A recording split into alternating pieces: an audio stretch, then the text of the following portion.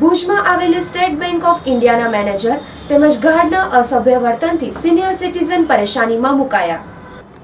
₹500 અને 1000ની નોટ રદ થયાના અમુક દિવસો પછી પણ સામાન્ય નાગરિકને પારાવાર તકલીફોનો સામનો કરવો પડી રહ્યો છે, જેમાં ભુજ ખાતે આવેલી સ્ટેટ બેંક ઓફ ઇન્ડિયાના મેનેજર તેમજ ગાર્ડની દાદાગીરીનો આમ જનતાને સામનો કરવો પડ્યો હતો, જેમાં સિનિયર સિટીઝન નિયમોનું શિસ્ત જાળવે છે તેમજ મેનેજર રીતસરની લુખ્ખી દાદાગીરી કરતા હોય તેવું લોકોમાં ચર્ચાઈ રહ્યું છે। જેમાં અમારા રિપોર્ટરે બેંક મેનેજરનો સંપર્ક કરતા તેમણે સ્પષ્ટ શબ્દોમાં કહી દીધું હતું કે અમે વિડીયો શૂટિંગ ન આપી શકીએ તેમજ ઇન્ટરવ્યૂ પણ નહીં આપી શકીએ। અમારા રિપોર્ટરથી પણ અસભ્ય વર્તન કરાઈને મોબાઈલ પણ જપ્ત કરી લીધો હતો, જેમાં મેનેજરના આવા લુખાગીરી ભર્યા અંદાજથી જ લોકો તેમજ સિનિયર સિટીઝન ત્રાહિમામ પોકારી ગયા હતા। જેમાં લોકોના કહેવા મુજબ અંદર શૂટિંગ કરવાની મનાઈ છે, તો પ્રશ્ન એ થાય છે કે જો શૂટિંગ અંદર કરવામાં આવે તો અંદર થતી ગેરરીતિ RBI સુધી પહોંચી જાય તેમજ આવી ગેરરીતિ છતી થઈ જાય।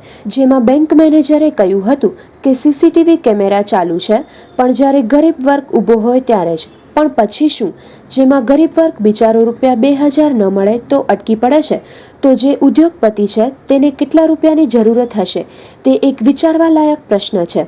જેમાં ક્યાંય પણ ઉદ્યોગપતિ કતારમાં ઊભેલો જોવા નથી મળતો, જ્યારે ગરીબ વર્ગને દિવસે તારા દેખાઈ જાય તેવી સ્થિતિ બનવા પામી હતી। હું અત્યારે માધાપર પછાત વિસ્તારના સાઈડમાં રહું છું, જ્યાં મને રસ્તા ઉપર રોડ ઉપર આવતા અઢી કલાક લાગે છે। ત્યાં પછી મને કોઈ પણ વાહન મળે ત્યાં સુધી ઊભા રહેવું પડે છે, અને અહીંયા આવતા મને બીજો 1 કલાક લાગે છે।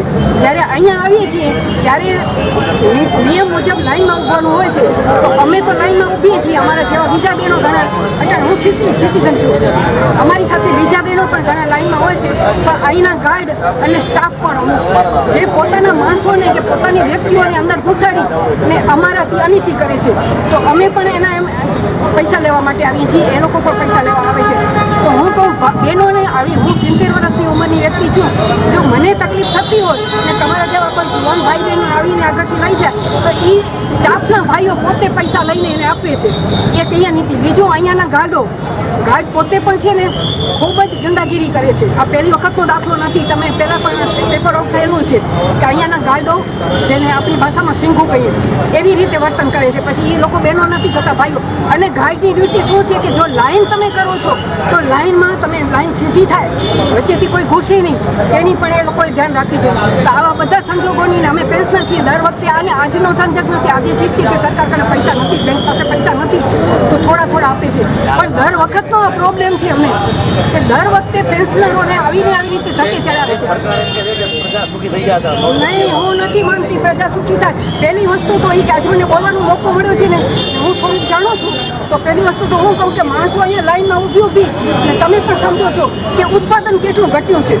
આપણા દેશની ખાદ વધી છે, એમાં જો ઉત્પાદન ન થાય તો ખાદ વધવાની જ હોય, તો વિકાસ ક્યાં થશે? અત્યારે તો અધોગતિમાં જઈએ છીએ આપણે।